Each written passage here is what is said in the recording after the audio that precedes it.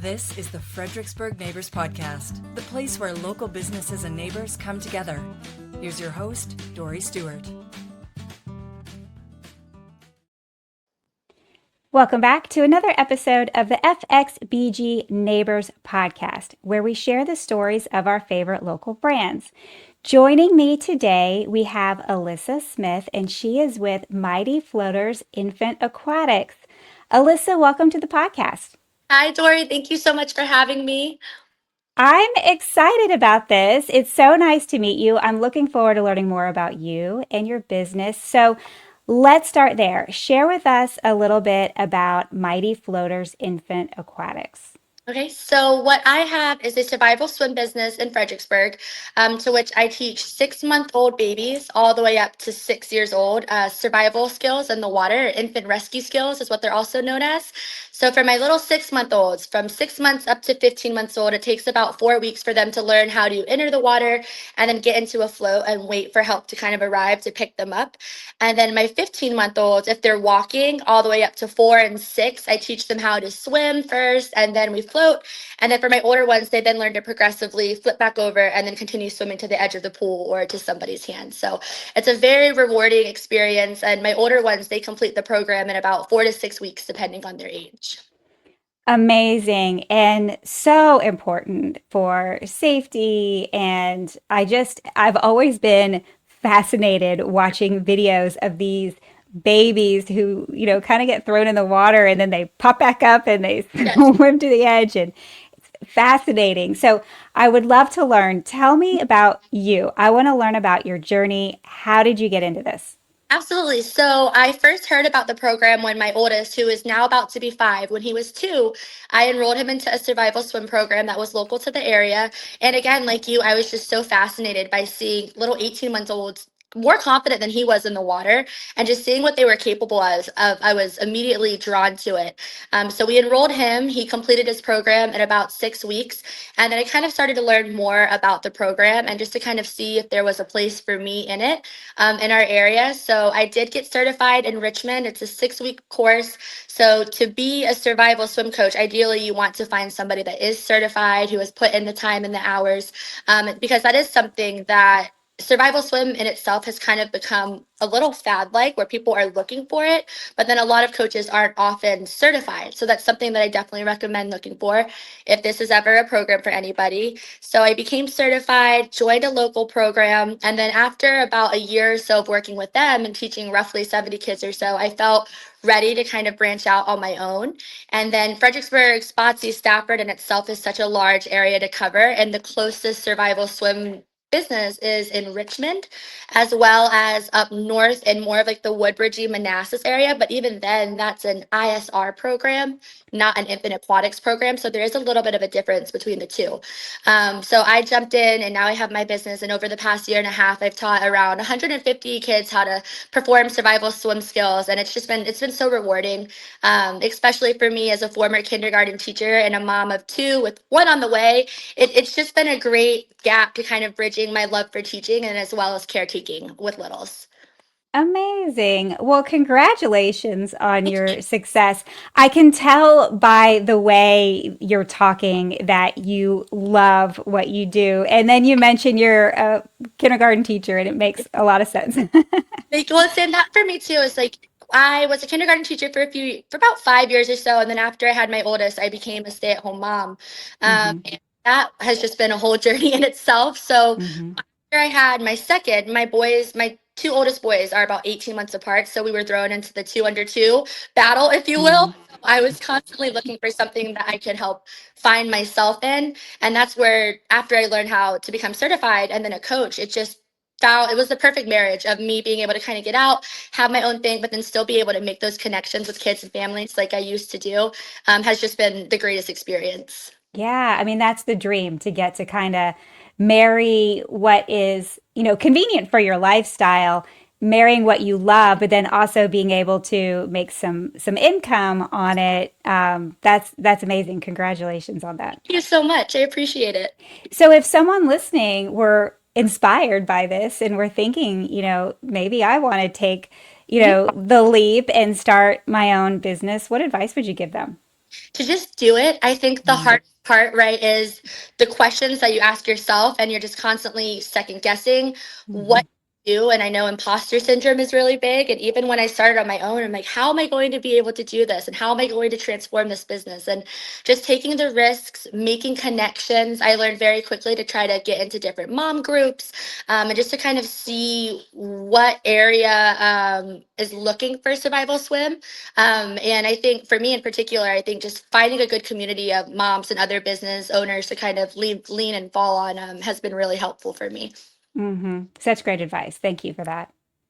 So I imagine in this type of business, there's a lot of myths and misconceptions. So talk to me a little bit about that and dispel some for us.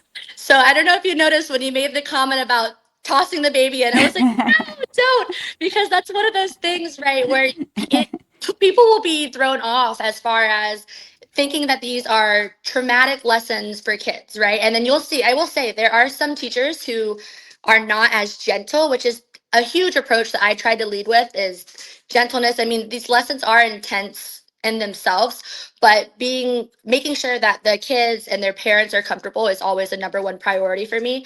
But you will see different coaches that will just toss babies in, and I always want to reassure families that we're not doing that for one unless I know that they're capable of helping themselves. But it's never like a toss. It's like more of a little light plop than anything, and then the babies kind of will learn to flip over on their own. And just kind of again reassuring families that these aren't trauma-based lessons. I'm not forcing kids to do something that I know that they're not comfortable with or able to do. And again, I lean very heavily on reassurance and taking my time. And I will say there are coaches in this program who will just we have 10 minutes. And that's the thing. These lessons are 10 minutes long, 4 days a week for either 4 or 6 weeks, depending on the program that they're in. So it is a short amount of time. And that's another thing. Parents are like, well, how are they going to learn anything in these 10 minutes? But they are actively working for the full 10 minutes every single day. And it's been proven that the consistency, having shorter lessons, which even as a teacher, I know with littles, their attention span is only so long. So having those shorter lessons really does maximize on their learning rather than 30 minutes where they may or may not get in the water. But with us on day one, they go under. We kind of break the fear of going underwater, and then they just build on those skills every single day.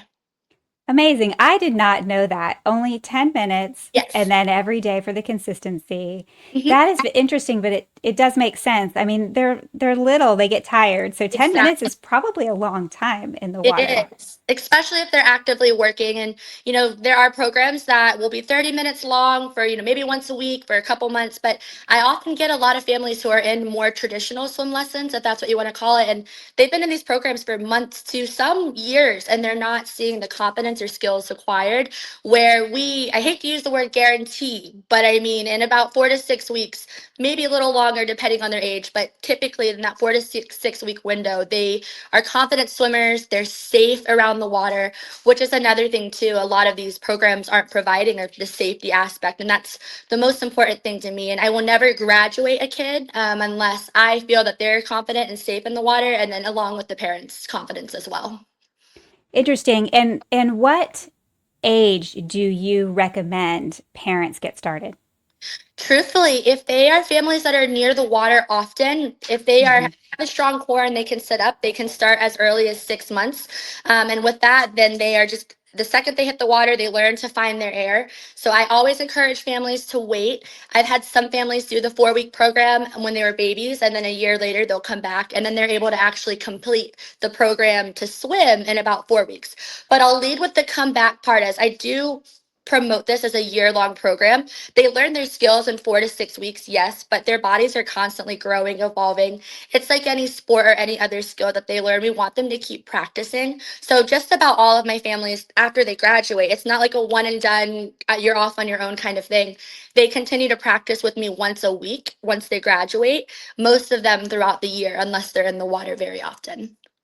Interesting. So that's good to know. So as long as they have the strength to sit up, they're ready to start. And is it easier when they're 6 months, when they're younger, to kind of get over the fear part of it? Personally, I think so, just because it's a great introduction. Although I will add, starting next year, I'm going to introduce a more of a mommy and me approach class for, I think I want to say 2 months up to 6 months old. And that's just light water acclimation with mom or dad, which a lot of these survivor swim programs won't do that. They start at 6 months, and none of these programs are with parents. It's just me. They're all one-on-one lessons for the 10 minutes. But I've learned, I just recently went to a retreat for my program for infant aquatics, and I was able to kind of see what water acclimation looks like for little ones. And then it was a nice bridge from the acclimation into the survival swim programs, just to kind of get kids feeling a little bit more comfortable, because the babies, they will cry. Most likely they will cry. Even my 2-year-old, when he did the program, he cried for about half of his program.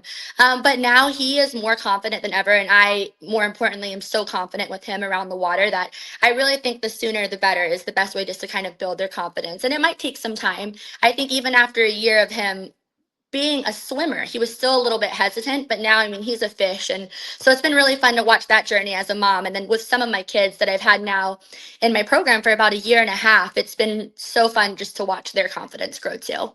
Yeah, yeah. How cool. What a great business you have. It's a happy business. I love it. It is. It really is. I love Hmm. what I'm doing, and I'm so thankful to make the connections I do with families and kids, importantly. And like you said, just being a kindergarten teacher, that's what I've missed the most. And it's been Hmm. really nice to have. That's amazing. So, what is something that you wish the listeners knew about your business? Again, I think more than anything, they're not scary. It's hard, and I will say for a lot of families that we will lead with, these lessons might not be for every parent, and that's totally understandable. But they really are for every kid. It's necessary to keep them safe.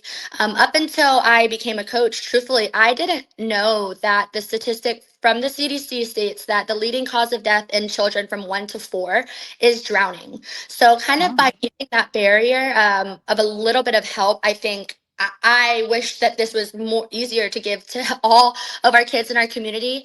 And I will say that a lot of the time, the price initially up front is something that families can be a little bit hesitant on. But then again, when you compare it to traditional lessons, they end up spending 2 to 3 times that amount in a longer amount of time. So they're faster, they're worth it, they keep you safe. And I always like to remind my families that drowning can be preventable. Nobody's drown proof. Even with these lessons, nobody's drown. Hmm. Having that confidence and ability to be able to help themselves when needed, I think is extremely important. Yeah, very important. So, if the listeners want to learn more from you, if they want to connect with you, where can they find you? So I have a little bit of an Instagram following that I've been trying to kind of build on. I'm constantly posting videos of my kids throughout their lessons with parent approval. My kiddos sign documents, or parents will sign documents, and whether or not they approve of their kids to have their pictures or videos taken. And so I'm constantly documenting where they're learning, but also on my website, my email. Communication is key to me. So anytime parents want to text, call, email, I'm very responsive, typically within 12 to 24 hours. I'm always here to answer any questions. Amazing. Alyssa, thank you so much for joining me on the Of podcast course. today. This is such an important topic, and I really hope that this podcast interview helps spread the word of Yes, how important and life saving what you're doing really is. it is. I appreciate you so much for having me, Dory. Thank you so much. You're welcome. Thank you for listening to the Fredericksburg Neighbors Podcast.